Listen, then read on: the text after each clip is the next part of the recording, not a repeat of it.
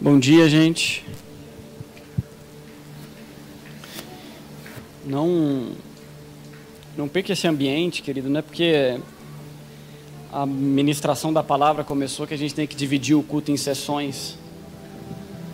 Por mais que você esteja sentado ouvindo algo que Deus quer nos falar, o nosso coração tem que estar de entrega ainda.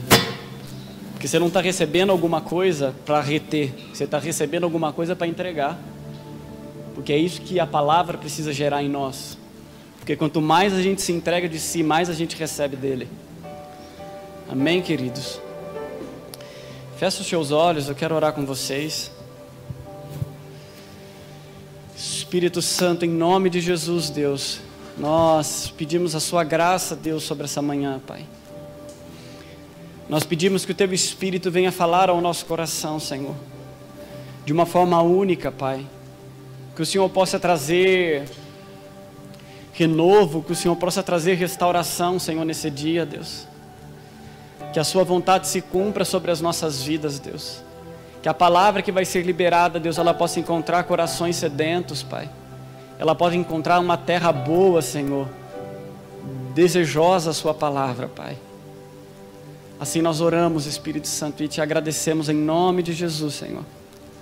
Amém. Queridos, uma das coisas que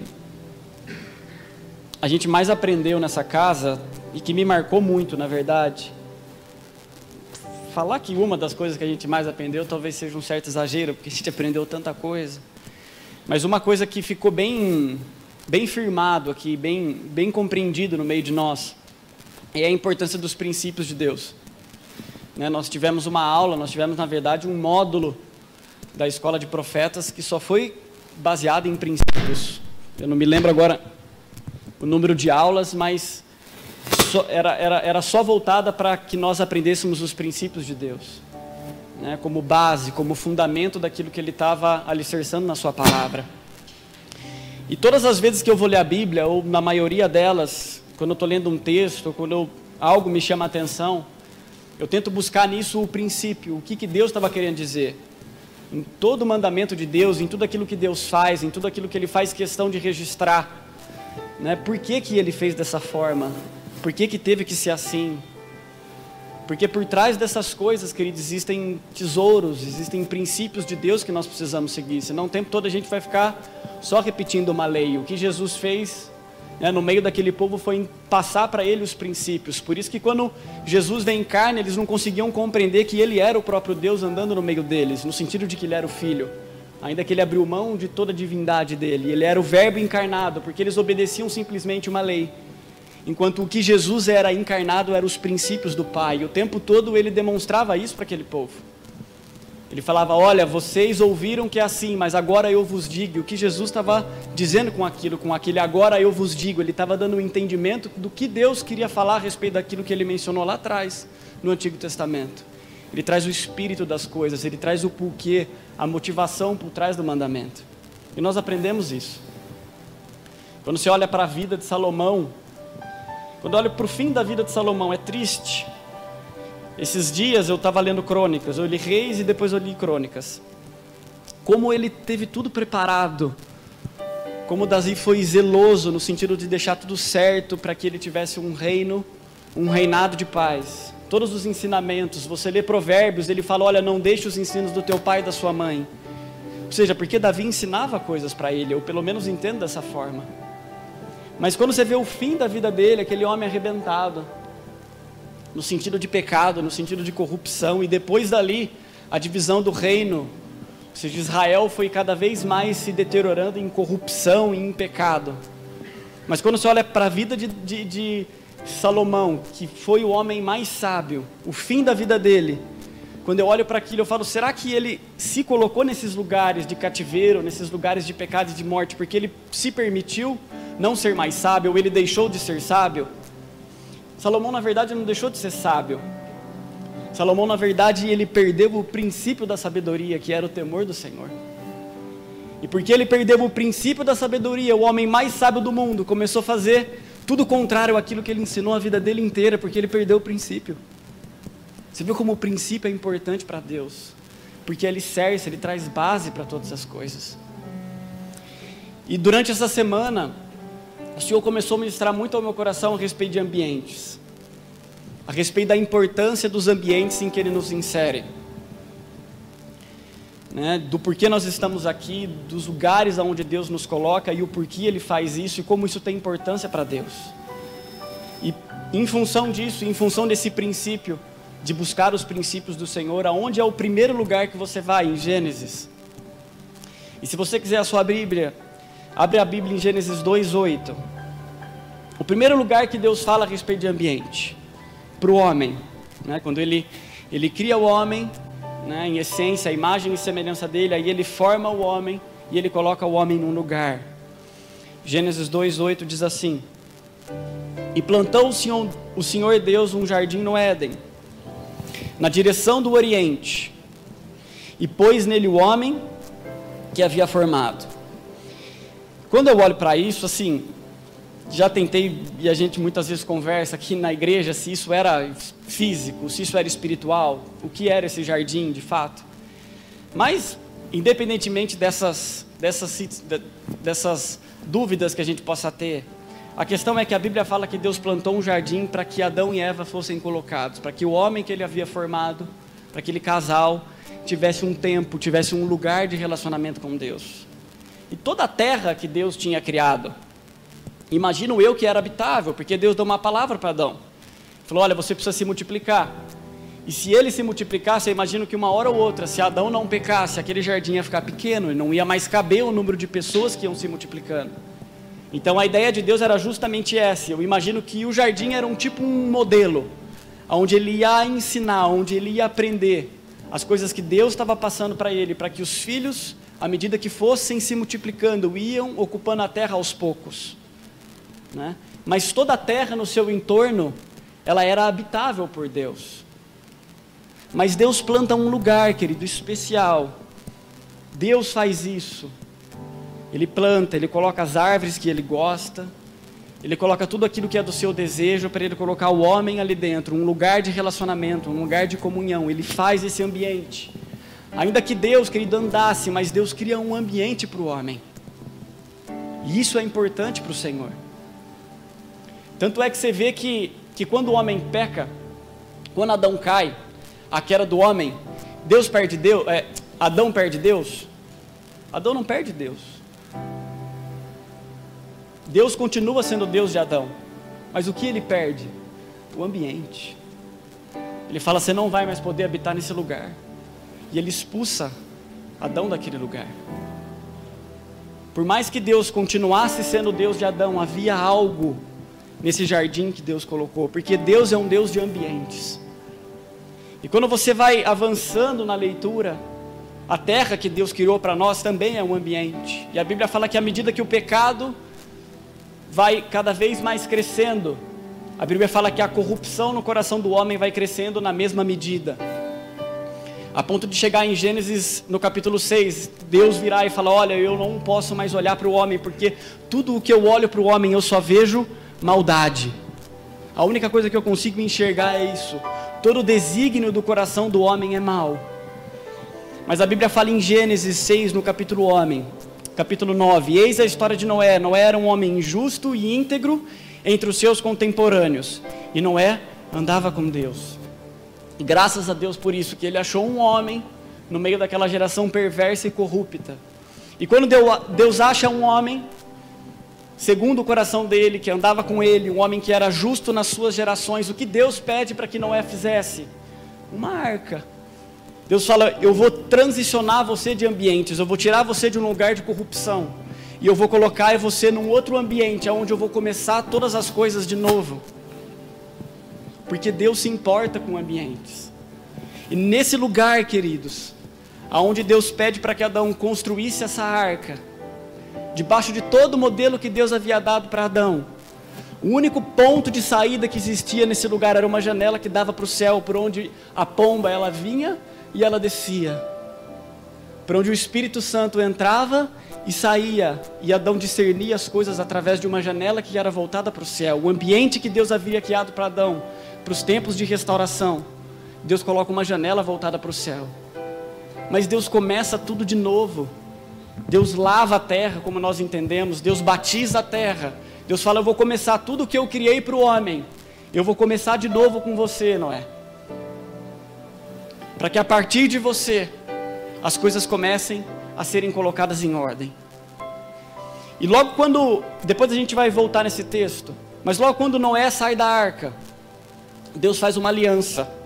E eu entendo ali que Deus não faz uma aliança com Noé especificamente, eu entendo que Deus faz uma aliança com a humanidade. Porque a partir de Noé, né, o povo ia se multiplicando, ou seja, a humanidade ela ia começar de novo, porque eram apenas eles que haviam sobrado, só apenas aqueles que estavam na arca, naquele ambiente que Deus havia criado. E Deus faz uma aliança. Se você quiser abrir a sua Bíblia, Gênesis 8, a partir do verso 18 nós vamos ler.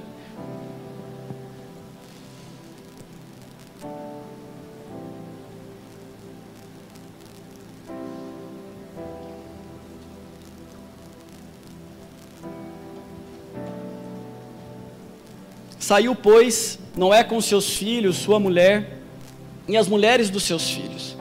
E também saíram da arca todos os animais, todos os répteis, todas as aves e tudo que se move sobre a terra segundo as suas famílias. E levantou Noé um altar ao Senhor, e tomando de animais limpos e de aves limpas, ofereceu holocaustos sobre o altar. E o Senhor aspirou o suave cheiro e disse consigo mesmo, não tornarei a amaldiçoar a terra por causa do homem, porque é mau o desígnio íntimo do homem desde a sua mocidade, e nem tornarei a ferir todo vivente como fiz. Enquanto durar a terra, não deixará de haver sementeira e ceifa, frio e calor, verão e inverno, dia e noite. Deus garante aqui para Noé a estabilidade da criação, ou seja, ele fala, olha, eu não vou nunca mais destruir a terra da forma como eu fiz, e em função disso, enquanto durar a terra, sempre vai ter sementeira, sempre vai ter ceifa, sempre vai ter frio e calor, sempre vai ter verão e inverno, e sempre vai ter dia e noite. E querido, olhando para isso que Deus faz com o homem, entendendo isso profeticamente, talvez essa seja a palavra, e trazendo isso para os dias da nova aliança, o que Deus faz com o homem, e a aliança que Deus faz com o homem é essa. Quando você olha, por exemplo, em Mateus, no capítulo 13, na parábola do semeador, a Bíblia fala que a semente que Deus libera através de nós representa as suas palavras. Então o que Deus está falando através disso, da aliança que Ele fez com o homem, é que toda a palavra que ia ser liberada da parte do Senhor para nós, enquanto durar a terra, enquanto durar a minha e a sua vida, Deus vai promover os ambientes corretos para que ela cresça e para que ela se frutifique, e para que ela cumpra o seu propósito. Porque ainda que Deus liberou uma palavra para mim e para você, querida, ela precisa de um ambiente, ela precisa de uma estação correta, para que ela cresça, para que ela se desenvolva, para que ela se frutifique. E a aliança que Deus fez com o homem, aqui em Gênesis no capítulo 8, e olhando para os nossos dias, eu entendo como isso, tendo um olhar profético através disso, que Deus, enquanto durar a minha vida, Deus sempre vai ter algo para mim, querido. Eu posso morrer, como a gente fala, com o bolso cheio de sementes, mas porque eu não tive a capacidade de discernir e entender o ambiente que Deus estava me inserindo, porque se Ele me entregou sementes, é porque Ele me deu capacidade de semear isso em algum lugar. E os ambientes que Deus te insere, querido, eles são específicos e eles são promovidos por Deus, para que tudo aquilo que Ele falou a meu e ao seu respeito se cumpram. Eu sei que quando você olha, e a Bíblia fala por diversas vezes, que nós somos a casa espiritual do Senhor, que esse ambiente agora, ele acontece tudo aqui dentro. Sim, isso é uma verdade, isso não deixou de ser verdade, mas ainda assim, querido, em função, não é porque Deus falou isso, que Deus renega os espaços físicos e Ele não tem mais importância para nós. Como eu falei no domingo passado, nós somos espírito, alma e corpo. O espírito, ele precisa sobrepujar sobre a alma e sobre o seu corpo. Só que você não é o espírito vagando por aí. Você continua sendo corpo e você continua sendo alma. E os ambientes onde Deus te espera, onde Deus te insere, entendendo que através deles você precisa andar no espírito, mas Ele coloca você especificamente em lugares, querido, para que as palavras que Ele liberou sobre sua vida, elas possam se frutificar, elas possam ter colheita, porque Deus é fiel naquilo que Ele libera para as nossas vidas. Eu vejo isso aqui, queridos. Quantos casais ou quantas pessoas já passaram por essa casa aí que Deus promoveu restauração? Ah, mas o ambiente não é em você? Sim, mas a ideia é que, em primeiro lugar, Deus te leva para um ambiente onde todas as coisas possam ser restauradas, onde você vai estar andando do lado de pessoas que são modelos para a sua vida, onde o lugar onde você está inserindo, ele vai cooperar para que todas as coisas possam se cumprir sobre mim e sobre a sua vida. Quando você olha isso para o Antigo Testamento, que isso era mais evidente, justamente porque as coisas eram feitas de forma física, eram feitas de forma literal. Em todos os lugares, queridos, você vê o povo de Israel, durante o tempo de maior apostasia do povo de Israel, Deus ainda mantinha um lugar onde você pudesse buscar Ele. Deus ainda mantinha acesa, querido, um lugar onde as pessoas que estavam com o seu coração disposto, existia um ambiente, existia um lugar onde as pessoas poderiam ir se encontrar com o seu Deus. Porque não importa a apostasia que possa estar à sua volta, Deus não deixa que esses ambientes morram, porque ainda a palavra dele continua viva. Só que isso é uma disposição minha e sua, da gente se colocar nesses lugares e entender aonde Deus está nos inserindo. Quando você lê 2 Crônicas, no capítulo 11, a Bíblia diz assim: também os sacerdotes e os levitas que havia em todo Israel recorreram a Reboão de todos os seus limites, porque os levitas deixaram os arredores das suas cidades e as suas possessões e vieram para Judá e para Jerusalém, porque Jeroboão e os seus filhos lançaram fora para que não ministrassem ao Senhor. Aqui é o que eu falei, depois de Salomão, Roboão assume o trono, e por uma palavra dada pelo próprio Deus, em função da corrupção de Salomão, ele divide o reino. O reino aqui é dividido. E esse texto que eu li aqui, insere justamente esse contexto. Deixa eu continuar nele. Jeroboão constituiu os seus próprios sacerdotes, aquele que ficou com o reino de Israel, para os altos, para os sátiros e para os bezerros que fizera. Além destes, também de todas as tribos de Israel, os que de coração resolveram buscar o Senhor, Deus de Israel, foram a Jerusalém para oferecerem sacrifícios ao Senhor, Deus de seus pais.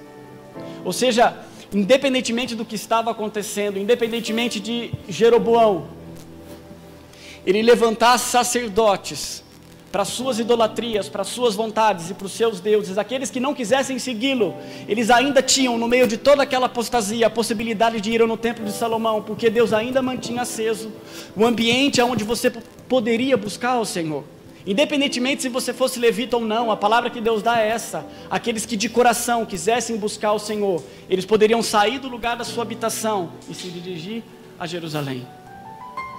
E mesmo depois, quando o esfriamento espiritual é gigantesco em Israel e Deus vem com juízo, Deus fala, eu vou destruir tudo aquilo que vocês construíram, eu vou destruir tudo aquilo que eu dei para vocês.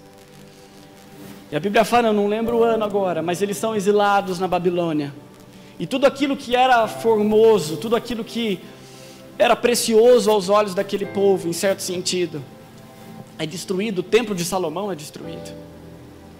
Mas ainda assim, ainda que aquele povo é exilado, se você tivesse um coração voltado para o Senhor, querido, ainda que você estivesse inserido na Babilônia, ainda que você estivesse nesse lugar, se você tivesse um coração voltado para o Senhor, Deus ia criar um ambiente perfeito para que a palavra que Ele lançou, para que as sementes que Ele lançou a respeito da minha e da sua vida, elas não morressem. E nós enxergamos isso na vida de Daniel.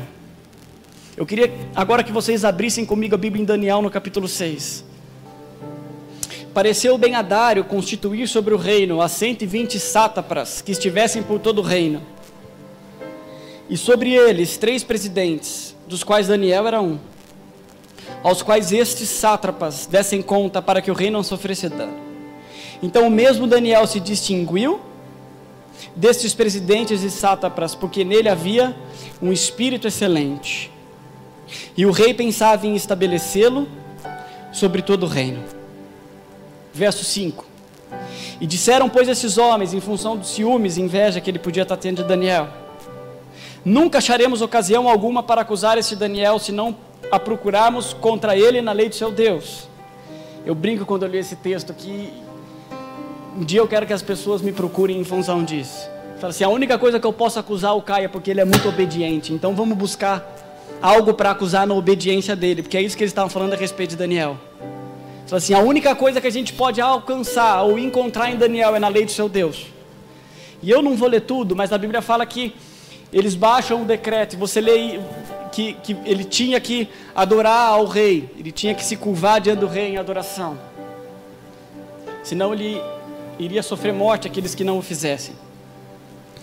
E no capítulo 10, olha, no verso 10, olha o que a Bíblia diz. Daniel, pois, quando soube que a escritura estava assinada, entrou em sua casa, em cima no seu quarto, onde havia janelas abertas do lado de Jerusalém, 3 vezes por dia se punha de joelhos, e orava e dava graças diante do seu Deus, como costumava fazer. Ou seja, querido, independente do esfriamento de Israel, independente da palavra de juízo e de correção que Deus havia lançado para aquele povo, eles estavam exilados, o templo de Salomão estava completamente destruído, aquilo que era a figura do lugar de habitação de Deus, onde Deus falou que ia habitar o seu nome, estava completamente destruído. Mas independente disso, querido, Daniel conhecia as escrituras, e no meio de um lugar de apostasia, no meio da Babilônia, Daniel, ele cria um ambiente, assim como Noé, querido, tinha uma janela espiritual voltada para Jerusalém. Um dia eu ministrei a respeito disso aqui, a respeito de janelas espirituais. Mas Daniel, ele cria esse ambiente, como a Bíblia fala assim, como costumava fazer. E eu falei que ele conhecia as escrituras, porque o próprio Salomão, quando levantou o templo, falou a respeito disso. Vocês não precisam abrir, mas olha o que o próprio Salomão falou. Que os teus olhos estejam voltados de noite para esta casa, logo quando o templo foi inaugurado, sobre o qual afirmaste que colocaria o teu nome, a fim de que ouças a oração que o teu servo fizer voltado para este lugar. Ouve, pois, as súplicas do teu servo e o rogo de Israel, teu povo, quando orarem, voltados para esse lugar. Ouve desde os céus, e quando ouvirem, concede-lhes o teu perdão. Não tinha nem mais templo, o que eu falei, o templo estava completamente destruído.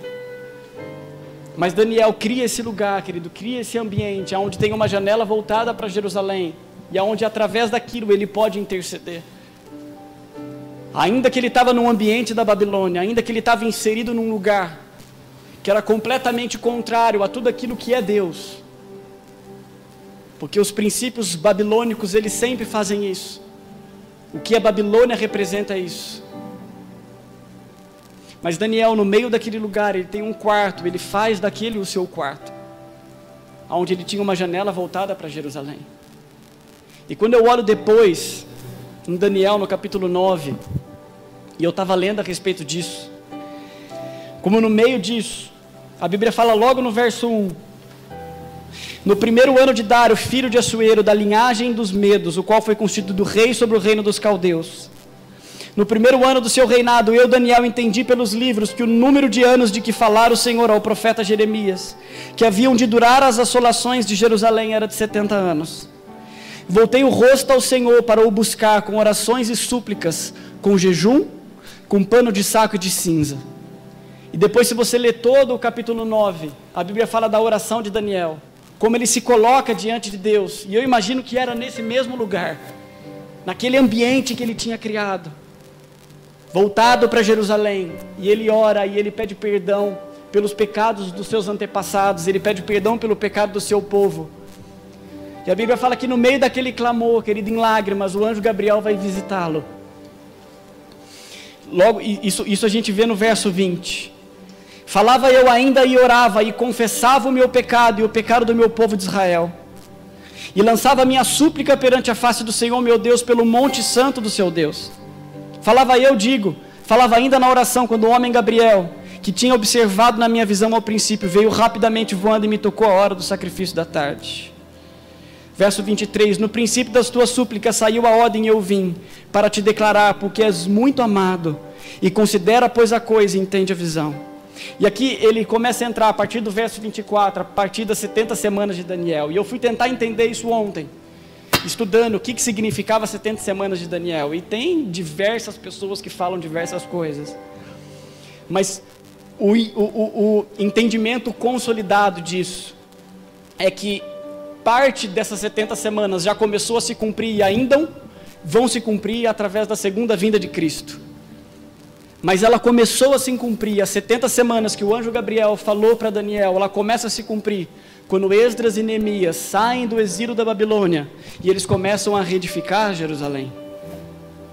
Mas por que, querido, que esse homem, e eu vejo dessa forma, por que o anjo Gabriel veio e tocou e falou aquilo para Daniel? Não é que Deus não ia restaurar Jerusalém, mas existia um homem que no meio daquele lugar ele construiu um ambiente com Deus, e através daquela janela espiritual, da onde ele orava ao Senhor 3 vezes por dia, a Bíblia fala, e diante desse clamor dele, eu entendo que ele abriu espaço, através da sua intercessão, para que Esdras e Neemias pudessem ir e reedificar Jerusalém.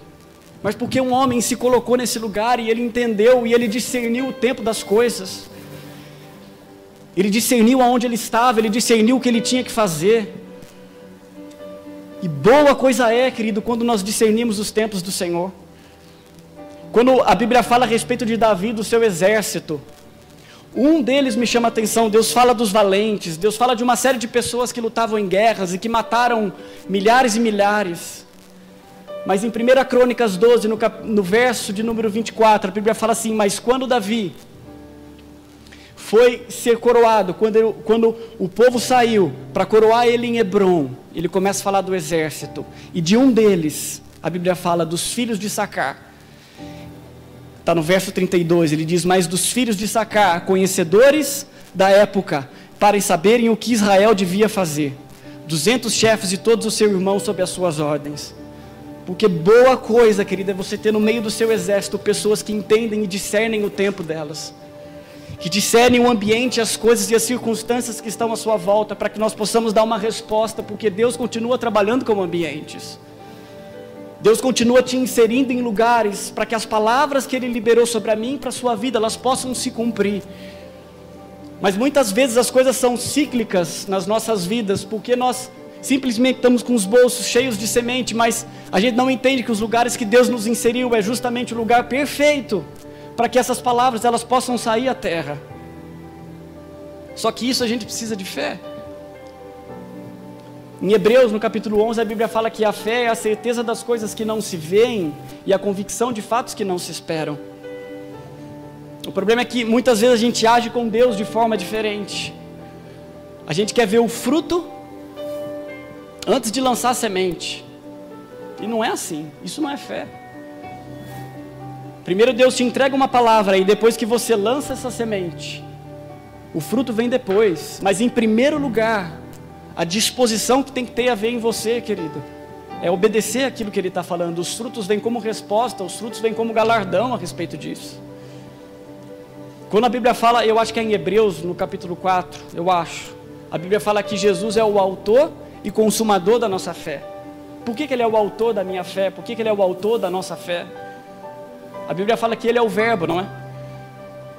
Por meio de quem todas as coisas vieram a existir. Todas as coisas foram feitas através de Jesus, e nada do que foi feito se fez em Cristo. Ou seja, as coisas elas tornam-se realidade a partir de Cristo, mas só que elas se tornam realidade a partir de um verbo. Assim foi com toda a criação, palavras que foram liberadas e elas foram sendo feitas. E com a minha e com a sua vida é exatamente do mesmo jeito. Ele é o autor da sua fé, porque em primeiro lugar Ele se apresenta como um verbo, como uma palavra. Foi assim que você creu para a salvação. Simplesmente assim. Deus diz para você que você é salvo porque você creu numa palavra. Olha que doido isso. Você acredita que você vai para o céu, você acredita que você vai cear com Jesus, você acredita que Ele está preparando para você muitas moradas por causa de uma palavra. Só que o mesmo fundamento da sua fé, querido, que te insere no lugar de salvação, ele precisa te inserir também no lugar de restauração. Quando Tomé, em João, no capítulo 20, a Bíblia fala que Tomé duvida a respeito da ressurreição de Cristo. E aí quando ele chega, a Bíblia fala, passado 8 dias, depois que os discípulos avisaram a Tomé que Jesus havia ressurgido dentre os mortos. A Bíblia fala que ele aparece, que depois que Jesus ressurgiu, do nada você está na sala e ele aparece. Que ele fala, paz seja convosco. E de repente ele aparece no meio da roda dos discípulos e Tomé está lá. E ele, sabedor de todas as coisas, ele vira para Tomé e fala assim, toca, pode tocar. Aí a Bíblia fala que Jesus fala para ele, toca nas minhas mãos, ou seja, toca nas minhas chagas. Mas não só na mão, ele fala para que Tomé tocasse aqui, aonde os soldados haviam perfurado Jesus, quando ele estava para morrer numa cruz e havia saído sangue e água. E aí ele vira para Tomé e fala assim: bem-aventurado aqueles que não viram, mas creram. E o que Jesus estava querendo dizer com isso? Por que Jesus manda Tomé tocar no lado da costela dele, onde saía sangue e água? O que ele estava querendo dizer era que o fundamento da nossa fé, querido, ele era baseado nessas duas coisas, e a mesma fé que você usa para a salvação, que representa o seu sangue, e para a água, que representa a restauração das nossas vidas, que representa o lavar purificador de Jesus. Essa mesma fé é a mesma fé que nós devemos exercitar para que todas as coisas elas possam ser feitas, para que tudo no seu tempo possa se cumprir. E Deus promove, queridos, ambientes corretos para que a gente faz. O problema é que, quando você olha para o povo de Israel, logo quando eles foram libertos da escravidão, figuradamente isso fala de quando nós somos libertos do nosso pecado, quando nós somos libertos da escravidão do Egito. Deus transiciona eles de lugar, Deus tira eles de um lugar de escravidão e insere eles no deserto, mas eles não eram mais escravos ali, mas Deus muda eles de ambiente. Deus fala: eu vou tirar vocês de um ambiente onde todas as coisas vocês comiam muito bem, talvez, porque é isso que eles reclamam no deserto, mas ali vocês eram escravos, e eu vou tirar vocês desse lugar, e vou colocar vocês no ambiente de escravidão. Mas era o mesmo Deus, e eles murmuravam o tempo todo a respeito das coisas, porque é difícil, querido, e é mesmo, pelo menos para mim, eu não sei para você, quando Deus dá uma palavra para mim de libertação, ou para todos nós de libertação, dizendo que nós somos libertos de algo, glória a Deus por isso, a gente crê nessa palavra que, a gente fica alegre com ela. Mas quando Deus dá uma palavra diferente, quando Deus quer trazer ventos de restauração na sua vida, na maioria das vezes, ou muitas vezes, Deus pede para que você semeie no deserto. E na sua cabeça e na sua lógica não tem sentido você semear no deserto. Mas porque Deus não te chamou para você andar por palavras, para que nós tenhamos o entendimento delas e depois a gente age. Isso não é fé. Porque eu não obedeço o que Deus me fala por causa da palavra, eu obedeço o que Deus me fala por quem me falou, e não pelo que Ele falou. Tem uma diferença completa nisso. Então eu creio e eu ando baseado naquilo que quem me falou aquilo, foi Deus que me falou aquilo, então eu ando. É igual o Eliseu com aquele rei, eu não lembro o nome do rei, aquele homem de Deus fica indignado, que ele fala assim: atira no chão, atira flechas no chão, que você vai matar os sírios. E a Bíblia fala que ele atira só 3 flechas, porque aquilo é irracional. A Bíblia fala que o homem de Deus fica indignado e fala 5, 6 vezes você deveria ter atirado. Agora você não vai conseguir vencer os sírios por completo, querido, porque as coisas que Deus nos fala não tem que ter sentido mesmo. Mas entenda, aquilo que Ele liberou, a semente que Ele liberou e o ambiente em que Ele te inseriu são perfeitos, está nas estações corretas, para que ela se frutifique, para que ela cresça, para que ela reproduza. Mas existem processos. O problema é que muitas vezes essa terra onde Deus está semeando, ela continua dura, porque nós não nos lavamos pela palavra, nós não conseguimos ter a fé o suficiente para entender que quem nos falou foi Deus, então através disso eu vou caminhar. Quando Deus fala sobre o povo, em Hebreus, eu não vou lembrar o nome, mas eu não vou lembrar agora onde, mas ele fala: olha, não faça como os vossos pais, né, que endureceram o vosso coração, né? Ele fala: desperta tu que dormes, não endureçais o vosso coração diante de mim. Eu não lembro agora exatamente o verso. E terra fala de mim e de você, querido, porque o batismo, porque o lavar de Deus sobre as nossas vidas, ele é contínuo, ele é processual, mas ele é contínuo. E uma terra, ela só se torna moldável quando tem água nela.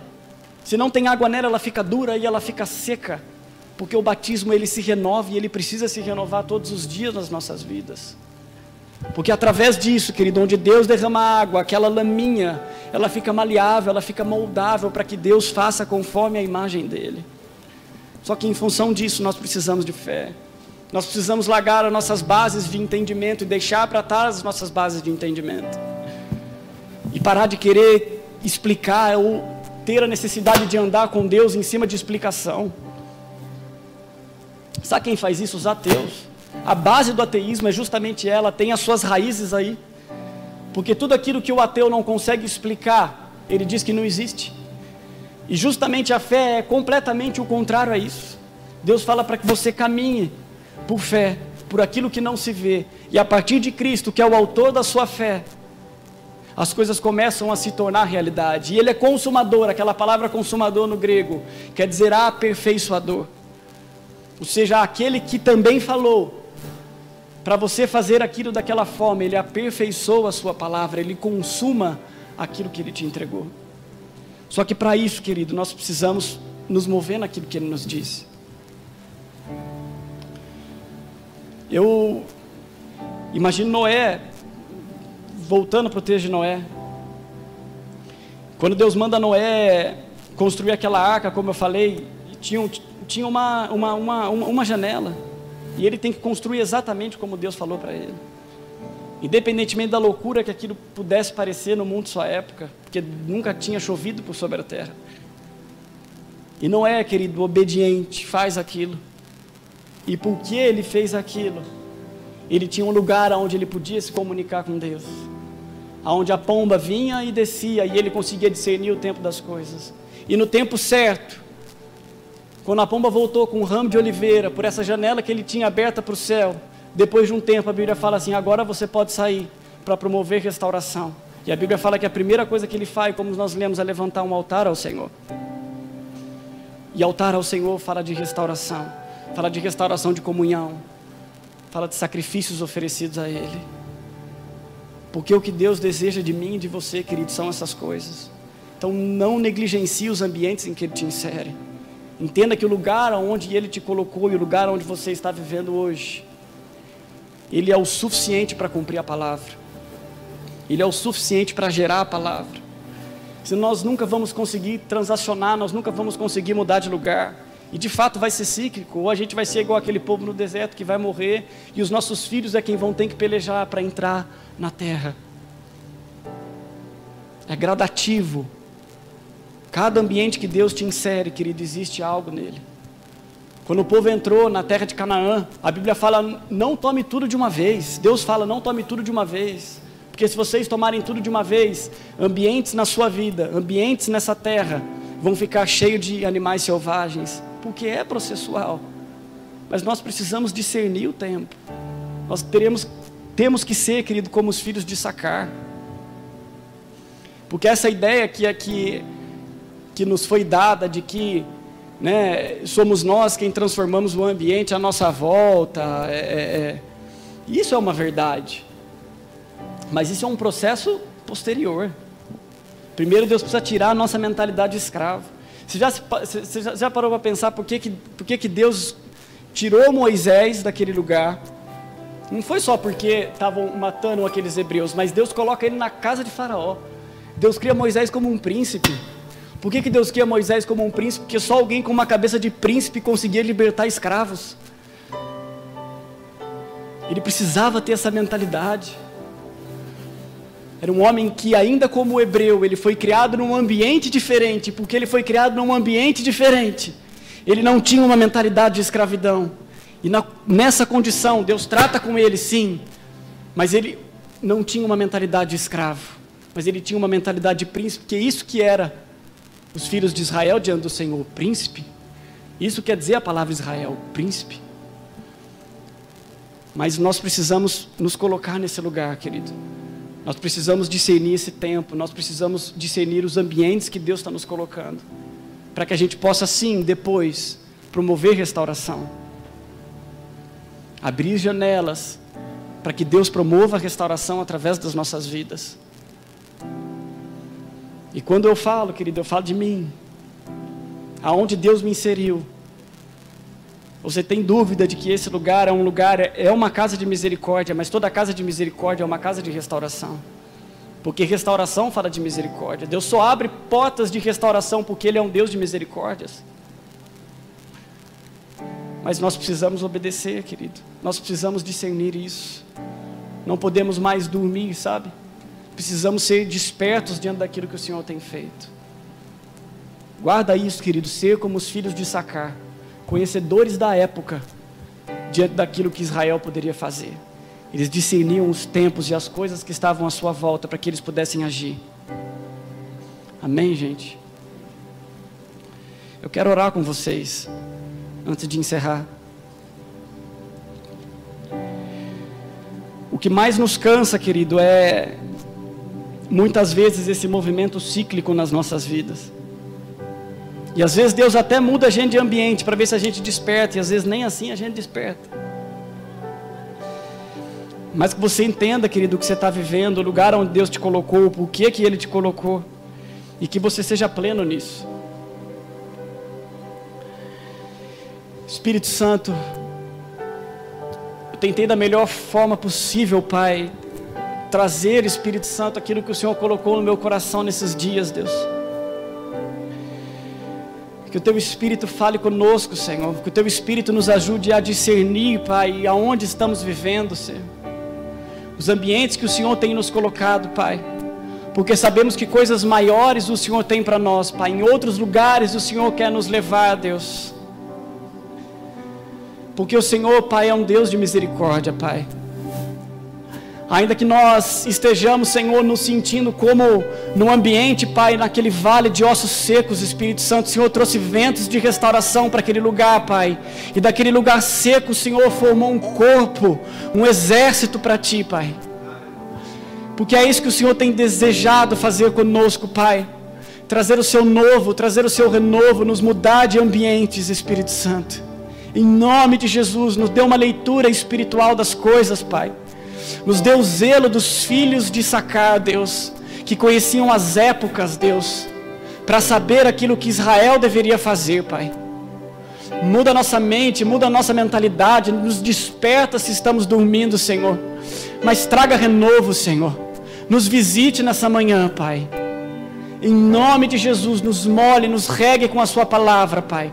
Que o Senhor regue toda a terra seca, Senhor, e que ela fique maleável diante de Ti, Pai. Em nome de Jesus, Senhor. Em nome de Jesus é que nós oramos, Pai. Amém. Vamos ceiar, querido? Tem mais gente para chamar? Tem que chamar as crianças lá, né?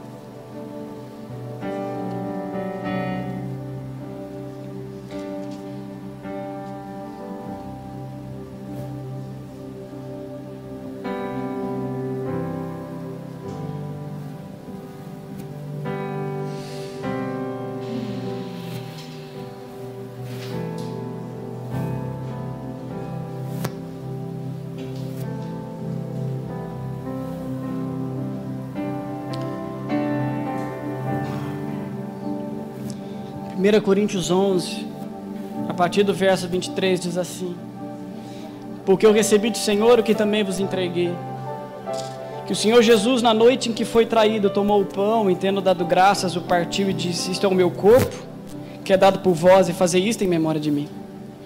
E por semelhante modo, depois de haver ceado, tomou também o cálice, dizendo: este cálice é a nova aliança no meu sangue. Fazei isso todas as vezes que o bebedes em memória de mim. Porque todas as vezes que comedes este pão e bebedes o cálice, anunciais a morte do Senhor até que Ele venha. Por isso aquele que comer o pão ou beber o cálice do Senhor indignamente será réu do corpo e do sangue do Senhor. Examine-se, pois, o homem a si mesmo, e assim coma do pão e beba do cálice. Só até aqui, queridos. A gente já ouviu diversas vezes a explicação a respeito de ceia.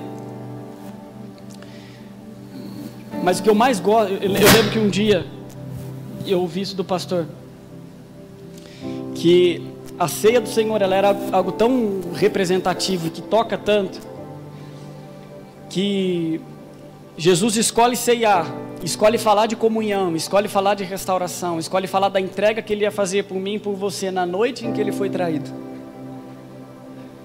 para mostrar a qualidade do amor, para mostrar a qualidade do perdão que Ele tem por mim e por você. Não foi em qualquer dia. Ele poderia fazer isso, Ele poderia trazer essa figura diversas vezes. Ele poderia falar isso para quando Pedro virou para Ele e falou que Ele era o Cristo, o Filho do Deus vivo, que foi a partir dali, que foi a primeira vez que Jesus falou que Ele ia morrer, que Ele revelou para os seus discípulos o porquê Ele havia vindo para morrer numa cruz. Mas Ele escolheu fazer isso numa mesa de comunhão, e não só numa mesa de comunhão, mas no dia em que Ele foi traído. Isso toca demais o meu coração, querido, porque esse é o meu Deus, esse é o meu Jesus. Então não ceiar porque a gente está em pecado é terrível mesmo, querido, é uma desonra terrível diante de Deus. É como eu ouvi o Luciano Subirá, ele falava, é cuspir na cara do seu Criador, é cuspir na cara do seu Salvador. Amém, querido? Se arrependa diante daquilo que você possa ter feito e ceia com Deus. Restaure isso no Senhor. Pode servir, Celso?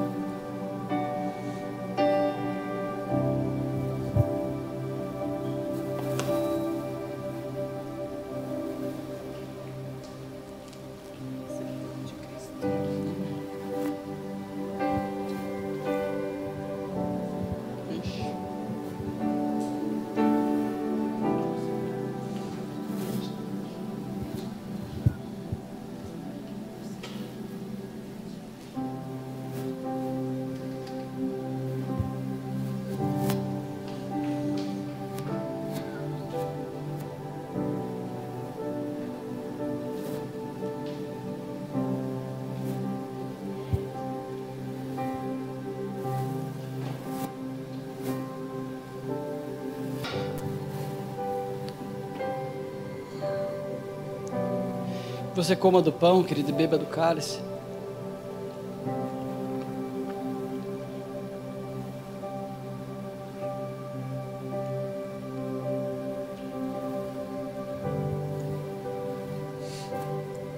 Espírito Santo, nós te agradecemos, Jesus, por aquilo que o Senhor fez por nós, Pai, pela sua entrega, pelo seu amor, Pai, pela sua misericórdia, por ter provado o seu amor, Pai, conosco, enquanto nós ainda não éramos pecadores, Pai. Prova todos os dias, Deus, porque continuamos pecando, Senhor. Mas o Senhor está sempre ali, Pai. O Senhor nunca falta, Senhor. O Senhor nunca falta conosco, Pai, porque ainda quando somos infiéis, Deus, o Senhor se permanece fiel, porque não pode negar a si mesmo. E nós te agradecemos, Espírito Santo, por tudo isso, Pai. Que o Senhor nos dê uma semana debaixo da sua graça, da direção do teu Espírito, Deus. Que os ventos, Pai do Senhor, possam soprar sobre as nossas casas, Deus, sobre os nossos lares, Senhor. Em nome de Jesus, Espírito Santo. Em nome de Jesus, Pai. Amém.